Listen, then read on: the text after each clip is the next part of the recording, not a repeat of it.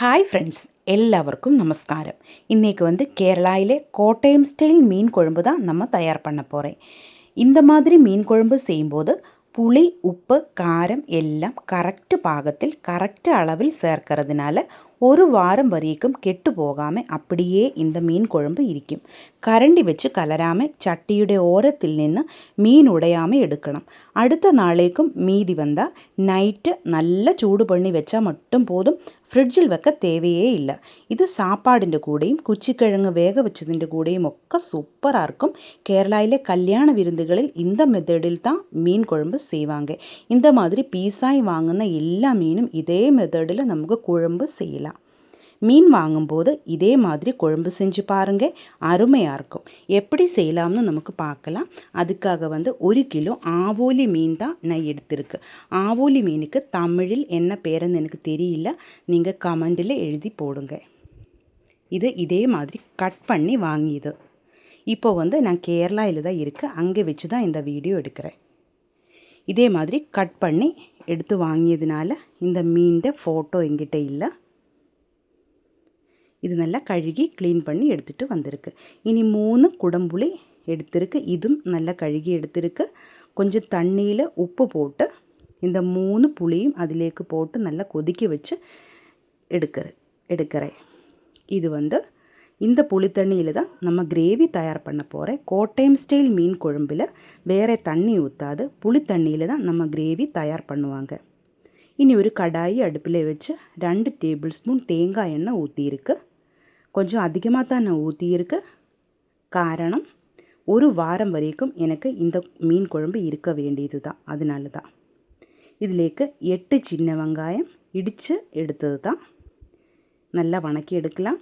தேவையான உப்பும் போட்டுக்கலாம். நம்ம புளித்தண்ணியில் கொஞ்சம் உப்பு போட்டிருக்கு, அதே பார்த்து தான் இதிலேக்கு உப்பு போடணும். இனி இதே கரண்டியில் நமக்கு ஒரு கரண்டி இஞ்சி பூண்டு பேஸ்ட்டு, 2 ஸ்பூன் இஞ்சி பூண்டு பேஸ்ட்டு தான் இது நல்லா வணக்கி எடுக்கணும். பச்சை வாசம் இல்லாமல் நல்லா வணங்கணும். கருவேப்பிலையும் போடலாம், அதையும் போட்டு வணக்கணும். இனி 3/4 டீஸ்பூன் வெந்தயம் தூளும் போட்டு நல்லா வணக்கி எடுக்கலாம். வெந்தயம் தூள் உங்கள் கையில் இல்லைன்னா எண்ணெய் ஃபஸ்ட்டு நல்லா சூடாகும்போது வெந்தயம் அப்படியே போட்டு ஃப்ரை பண்ணியதுக்கு அப்புறமா தான் சின்ன வெங்காயம் போடணும். இனி 3 table spoon Kashmiri chilli powder, 1 teaspoon சாதாரணமாக வரமிளகாத்தூள், 1 டீஸ்பூன் மஞ்சள் தூள், 1 டீஸ்பூன் மிளகாத்தூள். இவ கொஞ்சம் தண்ணி ஊற்றி இதே மாதிரி பேஸ்ட் ஆக்கி இதிலேக்கு போட்டு நல்லா வணக்கி எடுக்கலாம். தீஞ்சு போகாமல் இருக்கிறதுக்காக தான் பேஸ்ட் மாதிரி எடுத்திருக்கு. நல்லா வணங்கணும். நான் சொன்ன மாதிரி ஒரு வாரம் வரைக்கும் இது கெட்டு போகாமல் இருக்கணும். அதுக்காகத்தான் நான் நல்லா வணக்கி எடுக்கிறேன். லோ ஃப்ளேமில் வச்சு தான் இந்த மாதிரி நல்லா வணக்கி எடுக்கணும். தண்ணி எல்லாம் நல்லா வற்றணும். இனி புளித்தண்ணியில் நின்று நமக்கு புளி எடுத்து அதையும் இதிலேக்கு போட்டு நல்லா வணக்கி எடுக்கலாம். இப்போ பாருங்கள், நல்லா வணங்கி வந்துடுச்சு. இந்த டைமில் புளித்தண்ணி நமக்கு இதிலேக்கு ஊற்றிக்கலாம். புளித்தண்ணி மட்டும் இதிலேக்கு ஊற்றிய போதும், வேறு தண்ணி ஊற்றக்கூடாது. புளி அதிகமாய் போகக்கூடாது, கரெக்ட் அளவில் தான் புளி எடுக்கணும். நீங்கள் என்ன புளி யூஸ் பண்ணுமோ அதே புளியே யூஸ் பண்ணிக்கோங்க, ஆனால் அதிகமாய் போகக்கூடாது. இது நல்லா கொதிக்க விடலாம். இதுதான் நம்மோட கிரேவி.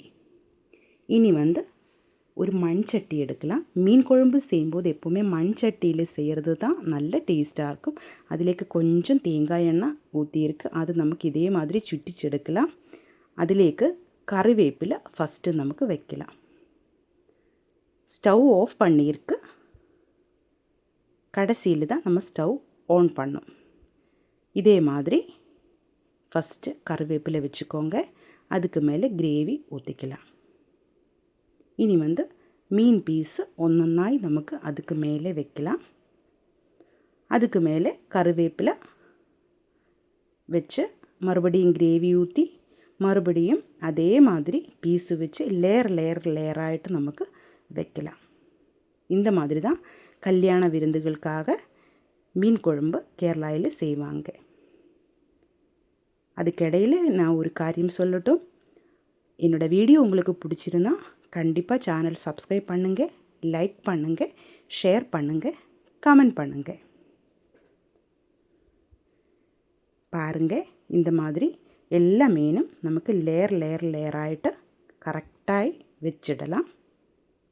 இதுக்கு மேலேயும் கருவேப்பிலையும் கிரேவியும் ஊற்றி ஸ்டவ் ஆன் பண்ணி 10 நிமிஷம் மேக்ஸிமம் வச்சா போதும், நல்லா வெந்திருக்கும்.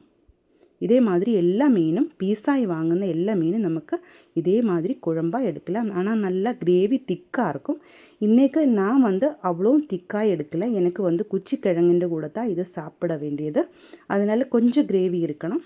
அதனால் நல்லா வத்திச்சு எடுக்கலை நான். அதுக்கப்புறமா நான் டெய்லி இது சூடு பண்ணி தான் எடுக்கும். ஓரோ நாள் കഴിയും போது இந்த மீன் குழம்பிൻ്റെ டேஸ்ட்டு அதிகமாய் வந்துட்டே இருக்கும்.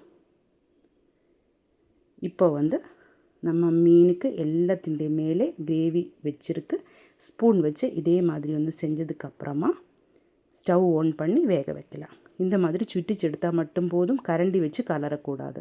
எப்போ தேவை இருக்குதோ அப்போது சட்டியோட ஓரத்தில் நின்று மட்டும் பீஸும் கிரேவி எடுக்கணும்.